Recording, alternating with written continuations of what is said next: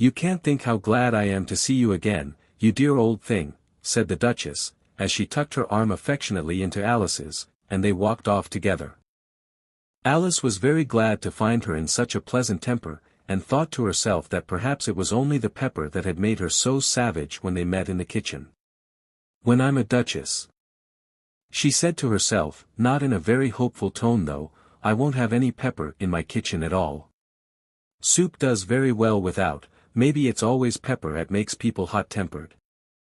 She went on, very much pleased at having found out a new kind of rule. "And vinegar that makes them sour, and chamomile that makes them bitter, and barley sugar and such things that make children sweet-tempered. I only wish people knew that. Then they wouldn't be so stingy about it, you know." She had quite forgotten the Duchess by this time, and was a little startled when she heard her voice close to her ear.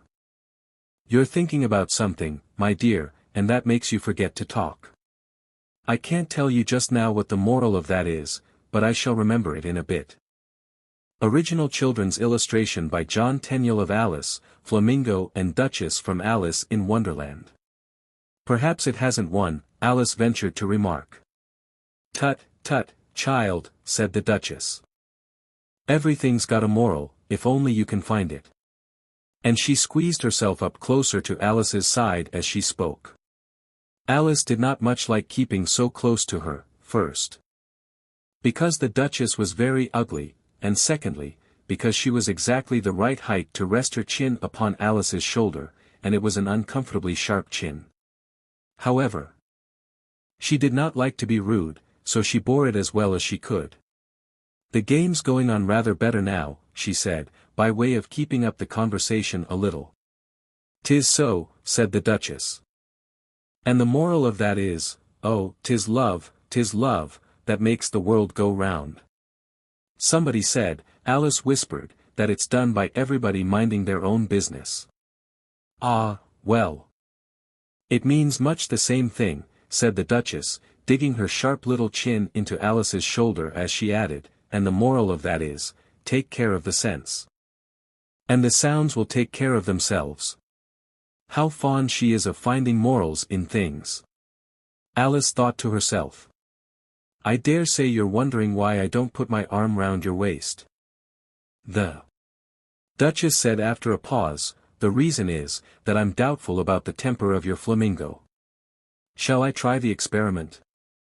"He might bite," Alice cautiously replied, not feeling at all anxious to have the experiment tried.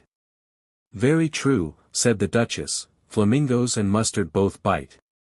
And the moral of that is, birds of a feather flock together." "Only mustard isn't a bird," Alice remarked. "Right, as usual," said the Duchess, "what a clear way you have of putting things." "It's a mineral, I think," said Alice. "Of course it is," said the Duchess, who seemed ready to agree to everything that Alice said. "There's a large mustard mine near here. And the moral of that is, the more there is of mine, the less there is of yours." "Oh, I know," exclaimed Alice, who had not attended to this last remark, "it's a vegetable." "It doesn't look like one, but it is." "I quite agree with you," said the Duchess. "And the moral of that is, be what you would seem to be, or if you'd like it put more simply, never imagine yourself not to be otherwise than what it might appear to others that what you were or might have been was not otherwise than what you had been would have appeared to them to be otherwise." "I think I should understand that better," Alice said very politely, "if I had it written down. But I can't quite follow it as you say it." "That's nothing to what I could say if I chose," the Duchess replied, in a pleased tone. "Pray don't trouble yourself to say it any longer than that," said Alice. "Oh, don't talk about trouble," said the Duchess. "I make you a present of everything I've said as yet." A cheap sort of present, thought Alice. I'm glad they don't give birthday presents like that. But she did not venture to say it out loud. Thinking again, the Duchess asked, with another dig of her sharp little chin. "I've a right to think," said Alice sharply, for she was beginning to feel a little worried. "Just about as much right," said the Duchess, "as pigs have to fly, and the M. But here, To Alice's great surprise, the Duchess's voice died away, even in the middle of her favorite word moral, and the arm that was linked into hers began to tremble. Alice looked up. And there stood the Queen in front of them, with her arms folded, frowning like a thunderstorm. "A fine day, Your Majesty," the Duchess began in a low, weak voice. "Now, I give you fair warning," shouted the Queen, stamping on the ground as she spoke, "either you or your head must be off, and that in about half no time. Take your choice." The Duchess took her choice. And was gone in a moment. "Let's go on with the game," the Queen said to Alice, and Alice was too much frightened to say a word, but slowly followed her back to the croquet ground. The other guests had taken advantage of the Queen's absence, and were resting in the shade. However, the moment they saw her, they hurried back to the game. The Queen merely remarking that a moment's delay would cost them their lives. All the time they were playing, the Queen never left off quarreling with the other players, and shouting, "Off with his head," or "Off with her head." Those whom she sentenced were taken into custody by the soldiers, who of course had to leave off being arches to do this. So that by the end of half an hour or so there were no arches left, and all the players, except the King, the Queen, and Alice, were in custody and under sentence of execution. Then the Queen left off, quite out of breath, and said to Alice, "Have you seen the mock turtle yet?" "No," said Alice. "I don't even know what a mock turtle is." "It's the thing mock turtle soup is made from," said the Queen. "I never saw one, or heard of one," said Alice. "Come on, then," said the Queen, "and he shall tell you his history."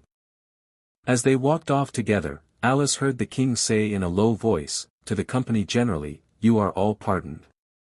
"Come, that's a good thing," she said to herself. For she had felt quite unhappy at the number of executions the Queen had ordered. They very soon came upon a griffin, lying fast asleep in the sun. If you don't know what a griffin is, look at the picture. "Up, lazy thing," said the Queen, "and take this young lady to see the mock turtle, and to hear his history. I must go back and see after some executions I have ordered." And she walked off, leaving Alice alone with the griffin. Alice did not quite like the look of the creature, but on the whole she thought it would be quite as safe to stay with it as to go after that savage Queen, so she waited. The griffin sat up and rubbed its eyes. Then it watched the Queen till she was out of sight, then it chuckled. "What fun," said the griffin, half to itself, half to Alice. "What is the fun?" said Alice. "Why, said the griffin. "It's all her fancy, that, they never executes nobody, you know. Come on." "Everybody says, 'Come on,' here," thought Alice, as she went slowly after it. "I never was so ordered about in all my life. Never." They had not gone far before they saw the mock turtle in the distance, sitting sad and lonely on a little ledge of rock, and, as they came nearer, Alice could hear him sighing as if his heart would break. She pitied him deeply. "What is his sorrow?" she asked the griffin, and the griffin answered, very nearly in the same words as before. "It's all his fancy, that, he hasn't got no sorrow, you know. Come on." So they went up to the mock turtle, who looked at them with large eyes full of tears, but said nothing. "This here young lady," said the griffin, "she wants for to know your history, she do." "I'll tell it her," said the mock turtle in a deep, hollow tone. "Sit down, both of you, and don't speak a word till I've finished." So they sat down, and nobody spoke for some minutes.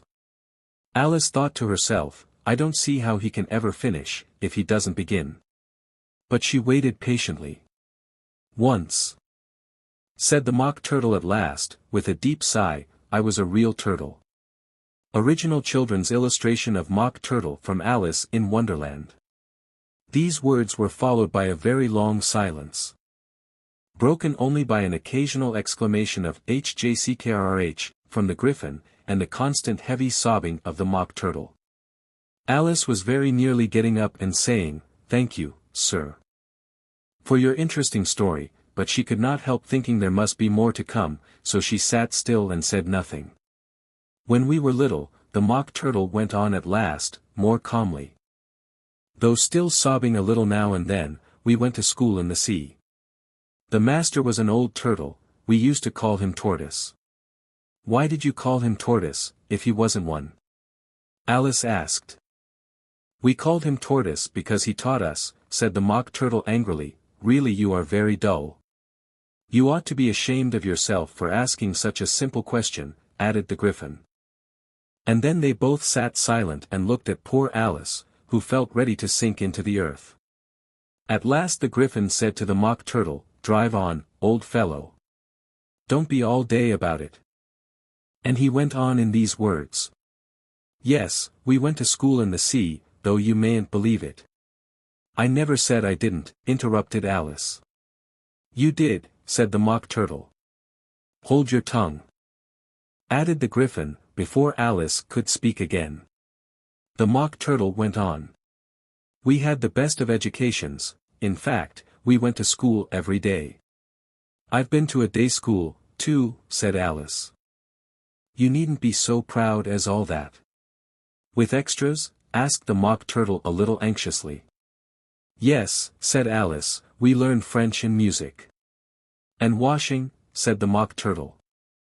Certainly not, said Alice indignantly. Ah. Then yours wasn't a really good school, said the Mock Turtle in a tone of great relief. Now at ours they had at the end of the bill, French, music. And washing, extra. You couldn't have wanted it much, said Alice, living at the bottom of the sea. I couldn't afford to learn it, said the Mock Turtle with a sigh. I only took the regular course. What was that? Inquired Alice. Reeling and writhing, of course, to begin with, the Mock Turtle replied, and then the different branches of arithmetic, ambition, distraction, uglification, and derision. I never heard of uglification, Alice ventured to say. What is it? The Griffin lifted up both its paws in surprise. What? Never heard of uglifying?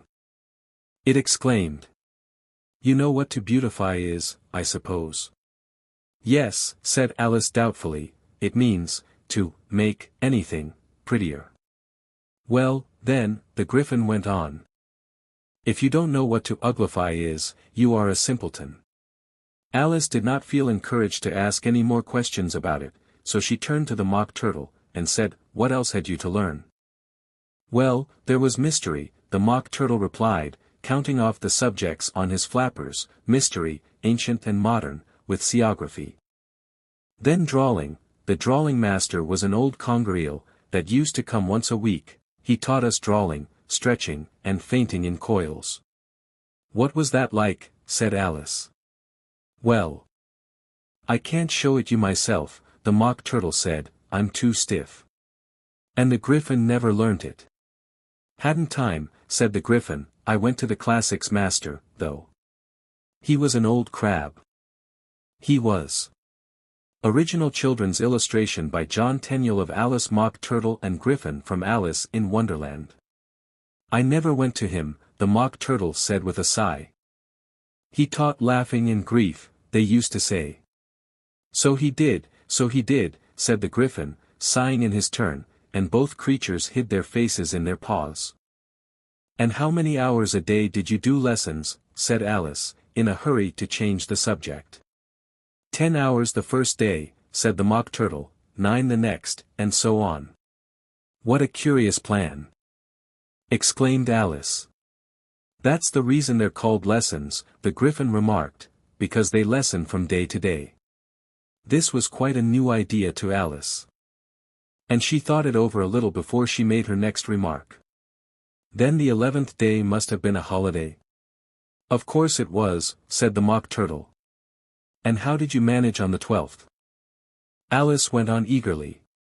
That's enough about lessons, the Griffin interrupted in a very decided tone, tell her something about the games now.